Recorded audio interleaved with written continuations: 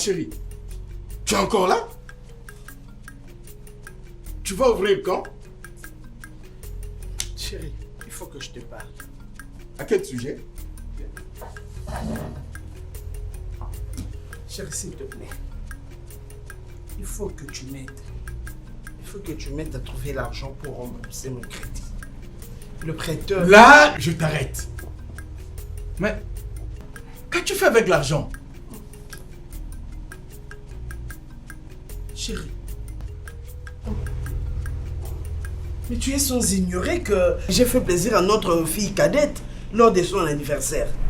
En lui achetant des très beaux cadeaux. Hein? Sinon, je t'informe que c'est grâce à cet argent que la fête a été très bien organisée. Franchement, ma chérie, je suis très déçu de toi. Je te croyais plus intelligent, maman. Pas de crédit pour le prestige, mais plutôt pour l'investissement positif. Si tu prends un crédit, tu dois le rembourser. Tu dois faire travailler ton argent. Emprunte surtout pour des investissements qui sont productifs. Voilà. Par exemple, pour acheter un terrain à cultiver ou pour développer ton commerce. Voilà. Il n'est pas sage d'emprunter de l'argent pour des produits qui vont perdre de la valeur.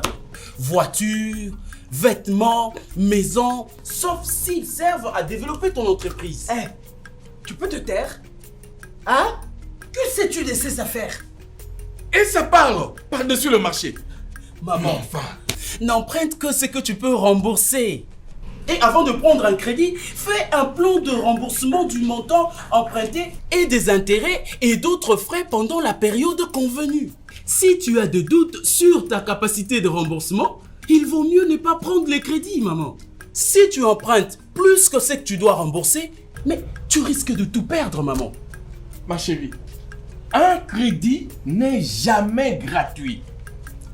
Prendre un crédit égale rembourser tout le montant que tu avais emprunté, mais aussi un montant supplémentaire qui s'appelle intérêt, avec d'autres frais bien sûr. Donc, avant de prendre un crédit, il faudrait demander au prêteur le montant total que tu dois rembourser. As-tu pris le soin de le faire? Et voilà. Elle cherche à rembourser un crédit par un autre crédit. Oh. On ne creuse pas un trou pour boucher un autre trou. Ceci ne fait qu'augmenter tes dettes et ton fardeau. Hein?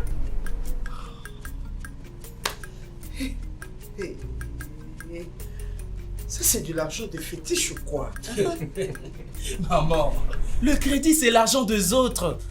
Ce n'est ni l'argent de fétiche, ni un don, encore moins un cadeau. L'argent qu'une institution financière prête vient de l'épargne des autres personnes. Voilà. Grâce aux emprunteurs, les épargneurs peuvent récupérer de l'intérêt sur leur argent, vu que c'est l'argent des autres. Et maman, mais il faut que tu le rembourses. Ah bon? Ma chérie, le crédit, c'est comme les dépenses de ton loyer, de tes factures, de ton abonnement. Écoute, va plutôt en parler avec ton banquier.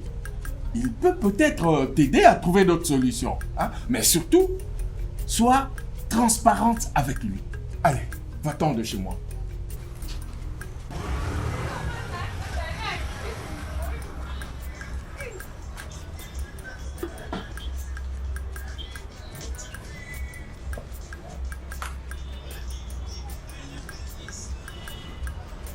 Annie?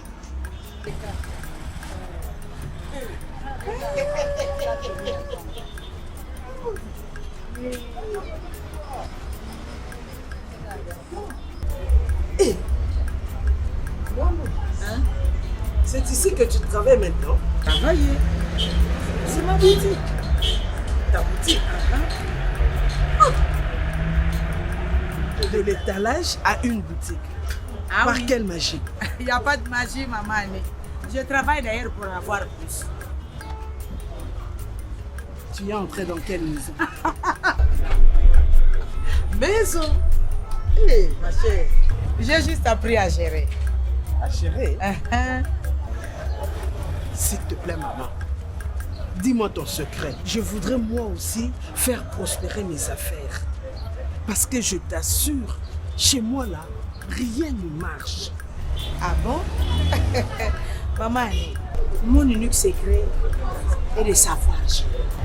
Gérer? Ah oui, c'est ça mon unique secret. Savoir planifier, savoir maîtriser les entrées et les sorties d'argent, savoir calculer les bénéfices et savoir les répartir après avoir calculé. Et ne jamais confondre la caisse de mon entreprise à mon sac. Explique-moi. Pour commencer, Yaya, tu devais avoir un cahier ou un carnet où tu notes tout. Tu sais, un entrepreneur doit planifier ses achats en suivant les besoins du marché. C'est-à-dire, savoir quand acheter, quoi acheter, où acheter pour avoir des bénéfices. Ah bon? Oui, hein? Bien installer son affaire dans un endroit stratégique. Et dans ton cahier, tu dois noter les dépenses de ménage et les recettes réalisées de ton activité. Comment calculer les bénéfices? Tu sais, maman dit, savoir calculer les bénéfices, c'est un indicateur pour mesurer la rentabilité d'une entreprise et l'état de votre trésorerie.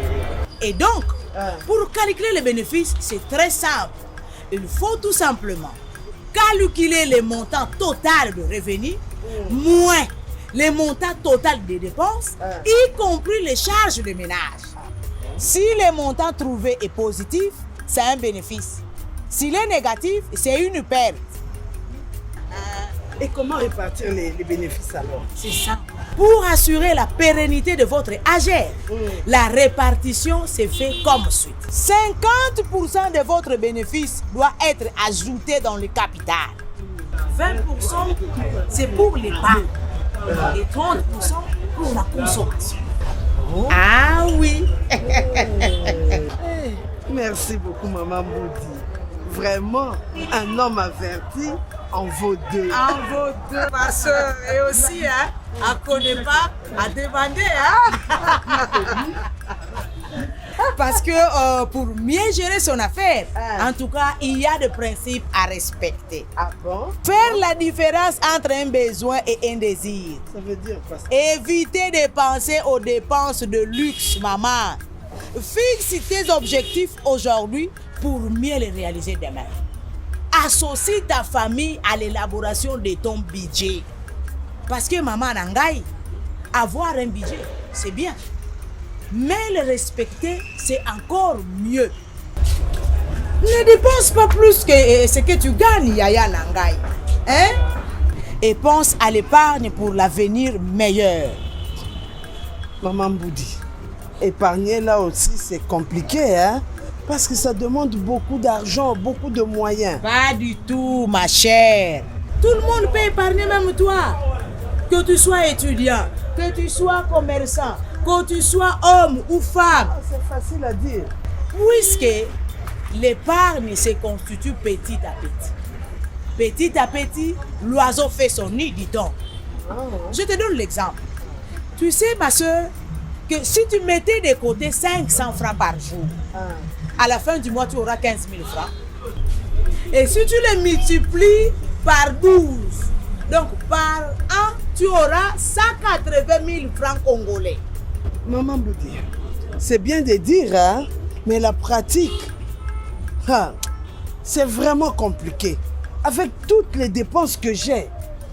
Il faudra que tu évites les dépenses moins importantes pour épargner plus, ma chère. Tu as raison. Essaye tout simplement de diminuer tes dépenses. Limite la consommation de produits dont tu n'as pas absolument besoin. Comme par exemple, nous femmes aimons bien nous vêtir en tout moment. Merci beaucoup, maman Boudi. Mais seulement, où épargner? Voilà. Épargner dans une banque, une COPEC ou dans une institution microfinancière reconnue par la Banque centrale. Parce que ce sont là les institutions financières les plus sûres. Car elles sont régulées et surveillées par la Banque centrale. Merci beaucoup, maman Boudi. Merci beaucoup. Tu sais, maman Annie, épargner t'assure et te protège. Merci, maman Boudi. Je vais épargner. Ah oui. J'épargne, je m'assure, je me protège. Ceci est un message du Fonds national de microfinance.